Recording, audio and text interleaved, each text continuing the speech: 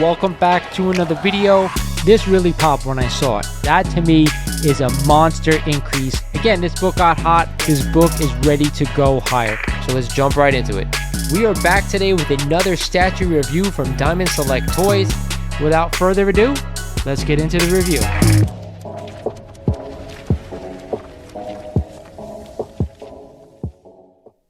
What is going on, YouTube? This is Lawrence over at Mighty Comics and Collectibles, and welcome back to another video.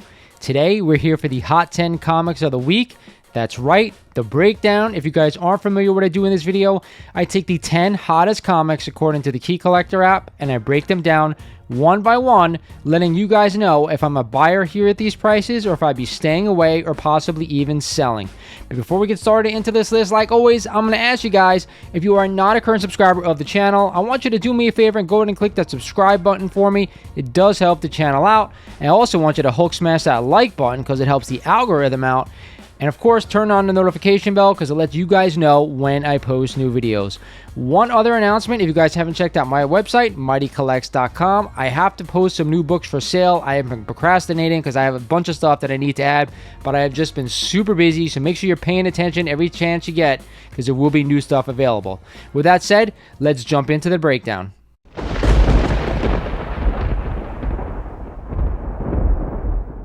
At number 10 this week is a copy of Amazing Spider-Man number 5 and the first battle between Spider-Man and Dr. Doom in a CGC 3.0. Just sold last week for $1,200, up 4% over that 12-month rolling average. You guys know when I talk about this book, I talk about being the second book I'd go to if you can't get that FF5. This is a super important Dr. Doom crossover with Spider-Man.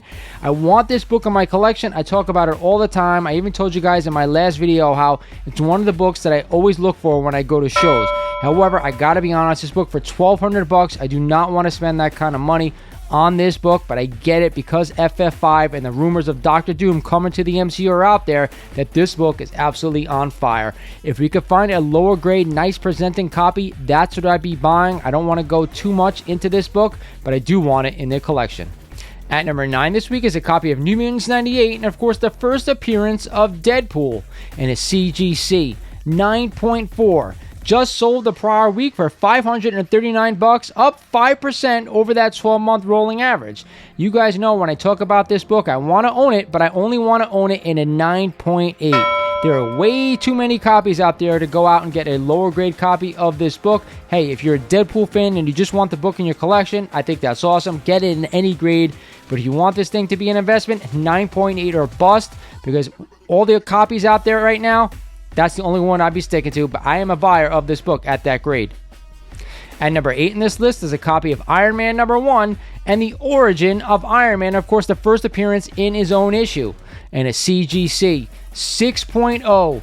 Just sold last week for $950, up 10% over that 12-month average.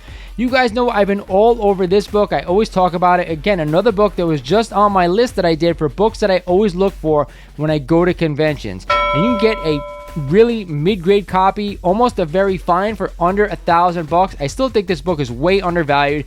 Definitely a book I'm always willing to add at any grade as long as it's under fair market value. At number 7 on this list is a book that hasn't been on this list before as long as I have been doing them. X-Men number 131 and the third appearance of Kitty Pryde, the first cover appearance of Emma Frost, and believe it or not, the second appearance of Dazzler and a CGC 9.8.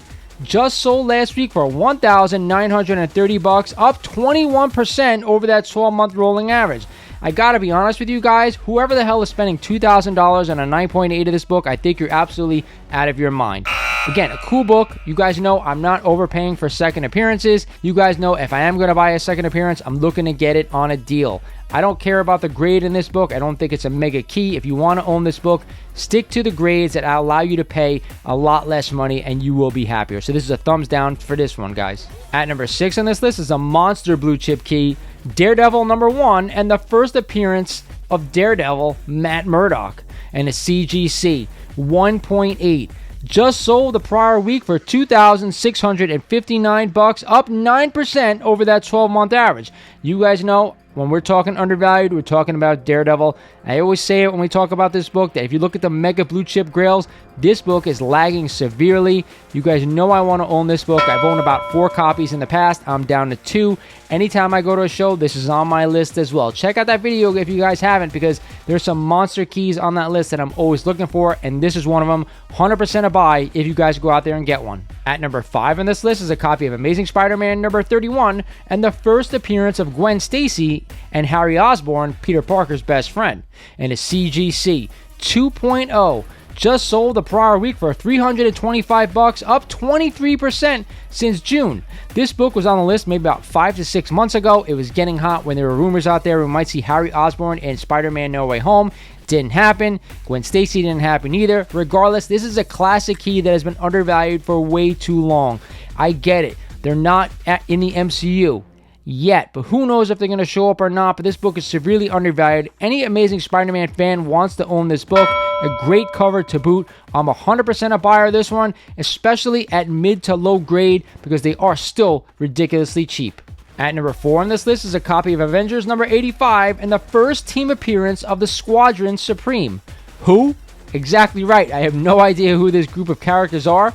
Either way, a CGC 9.8 just sold last week for $5,400, up 528% since 2013. Now, if you guys didn't know that, there's a rumor out there and they're saying some of these members of this team are going to appear in Loki Season 2, and that is just a rumor. But I have to ask you guys, who the hell out there is spending $5,500 on this book? I have no idea. Is this team really that important? Am I missing out? I need you guys to comment down below. Let me know down in the comments who the hell these teams are. Is this book really worth this?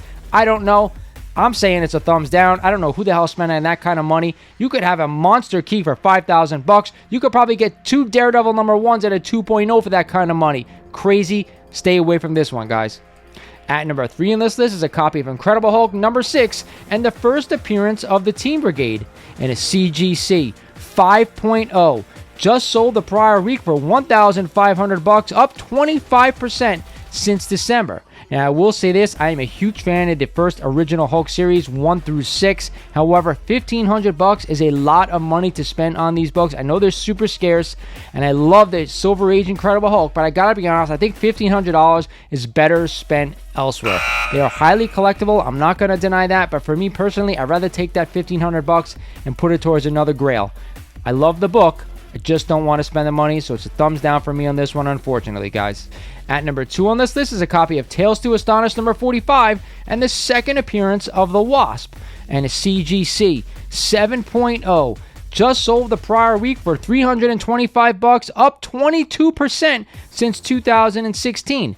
You guys know how I feel about second appearances. If you can get it for cheap, go ahead and grab it. But I gotta be honest, the first appearance of the Wasp is pretty cheap if you want to go out there and buy it. I remember about a year and a half ago, I had a really low-grade copy that I sold to someone for under $200. If you're going to buy this book, do me a favor, don't spend a lot of money on it. Go out and try to find a cheaper copy, but I got to be honest, I'd rather own the first appearance of the Wasp. I think that's the better book, but either way, I don't know what they plan on doing with this character going forward after these next few movies, regarding Ant-Man. So if you want to hold it in long-term in the collection, I think it's a buy, and that's okay, but other than that, I'd be staying away. And at the top spot, guys, for the second week in a row, it is a copy of Sandman number 1 and the first appearance of Dream, also known as Morpheus, and a CGC 9.6. Just sold last week for $474, up 23% over that 12-month average. You guys know I talked about this book last week, saying that the Sandman is awesome. That I heard the Netflix show is awesome, and I haven't had a chance to go ahead and watch it. For everybody saying it is phenomenal, but I'm not spending the money that they are going for right now. I think it's too much to spend. They are great reads if you guys want to check them out and just read them. Maybe you can find nice low-grade readers, but other than that, I do not think they're investment books, guys, so take that to the bank. This is a thumbs down for me. So that's the list for this week, guys. I hope you enjoy this one. A lot of great books on this list and some new ones ones as well to boot. Now it's time for my best buy of the week, and you guys know what it is. It is a copy of Daredevil #1 and the first appearance of Daredevil. Now that we have him in the banana suit coming in She-Hulk, I can't wait to see this book go up in value. Super undervalued. It is a monster buy in my opinion for anyone out there, and it is starting to come back down in price to boot.